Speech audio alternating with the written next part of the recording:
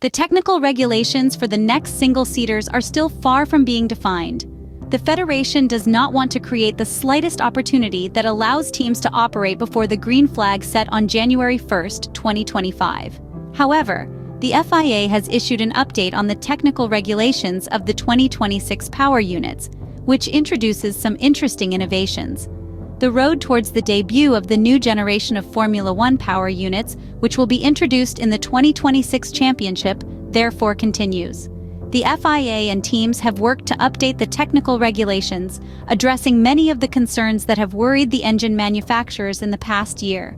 The fear was that drivers would be forced to slow down and shift gears on the straight, creating counterintuitive race dynamics. Organizers have therefore drafted regulations to regulate the use of the electric part and fuel consumption to recharge the battery, also introducing an overtaking mode. One of the big changes for the upcoming Formula One single-seaters concerns the power of the electric motor, which will triple to reach 350 kilowatts, equivalent to 480 horsepower. Contrary to the internal combustion engine, the electric unit is capable of providing maximum thrust immediately, something the FIA aims to showcase for cars less effective at high speeds but quicker in acceleration. To enhance this specific characteristic, the regulations now include the obligation to deliver at least 200 kilowatt from the electric part, which is about 275 horsepower, for the first second after the driver pushes the accelerator pedal to the floor. Furthermore, the Federation wants to focus the use of electric power at low speeds, therefore avoiding draining the battery and forcing power units into continuous recharging. Initially, it would have been possible to squeeze out all 350 kilowatt of electric power up to 300 kilometers per hour, then gradually reduce it to a minimum value of 150 kilowatt from 340 kilometers per hour onwards. In the new version of the regulations, however, the phase of maximum thrust of the hybrid part ends already at 280 kilometers per hour, then decreasing and completely zeroing beyond 345 kilometers per hour. The new single-seaters will thus enjoy lower power at the end of the straight, likely reaching lower top speeds, but concentrating electric power during thrust phases to achieve greater acceleration. An exception to what is described is a mode defined as override, which extends the phase of maximum power from the electric part up to 335 kilometers per hour.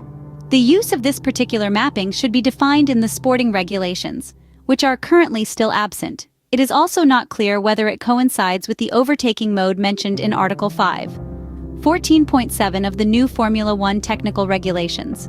Overtaking maps are already present on current power units and are freely exploitable by teams, but with limited gains.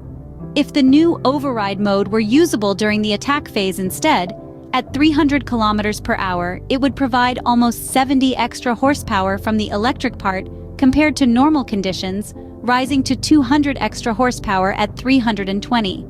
To limit the deceleration of cars at the end of the straight, the new regulations introduce constraints on battery charging, limiting recoverable electric energy to 8.5 megajoule per lap, while the initially set ceiling was 9 megajoule. The limit will further decrease to 8 megajoule on tracks with few braking zones and phases of driving with partial throttle, such as the high-speed circuits of Monza or Silverstone.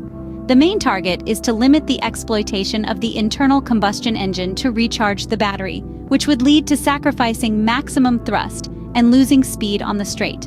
Additionally, at the discretion of the FIA, under specific conditions, it will be possible to recover an extra 0.5 megajoule of energy per lap, which are not yet specified. It is possible that this will be allowed on more twisty circuits with abundant braking, such as Monaco or Marina Bay Street circuit, where there won't be a particular need to recharge the battery on the straight. On tracks dominated by long straights, such as Monza, Baku, or Las Vegas, teams will not be allowed to cut too much power to save energy, a scenario that would cause cars to lose speed and shift gears.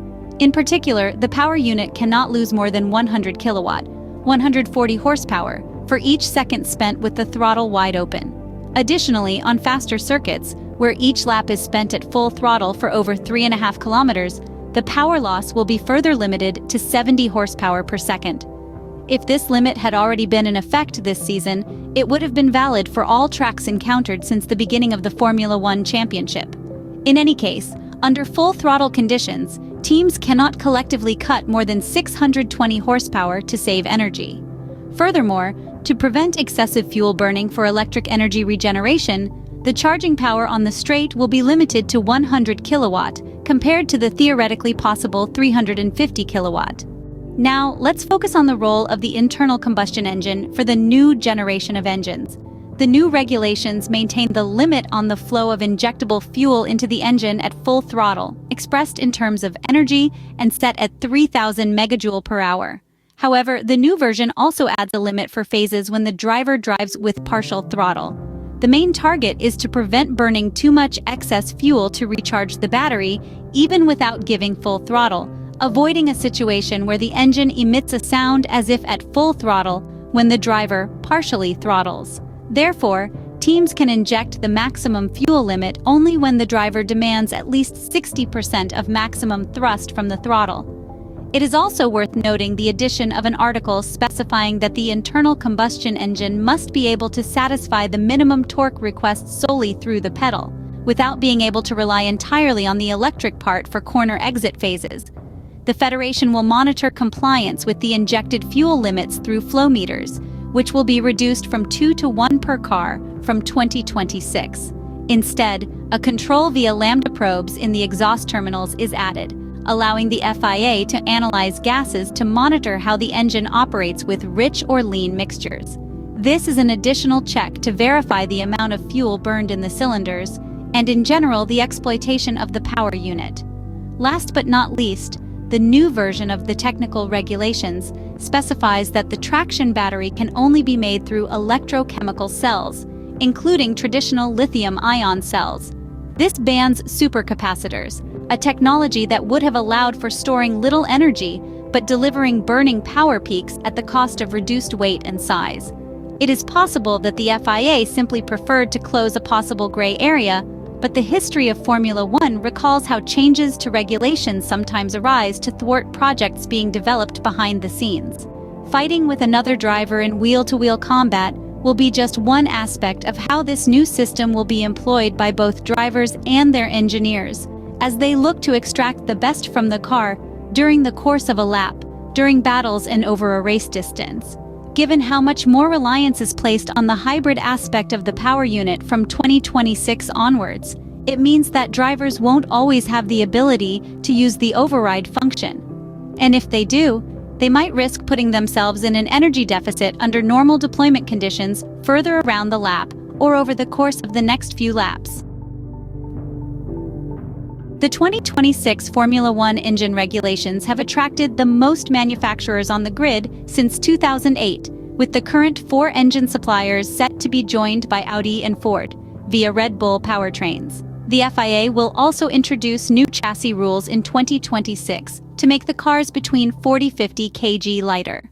The new Formula One cars will be shorter, with the wheelbase likely trimmed down to 3,400 mm from the current maximum 3,600 mm. The cars will also be narrower by 10 cm, so will be reduced from 2,000 mm to 1,900 mm. Another step change from the current cars will be the addition of extra movable aero to help reduce drag on the straights.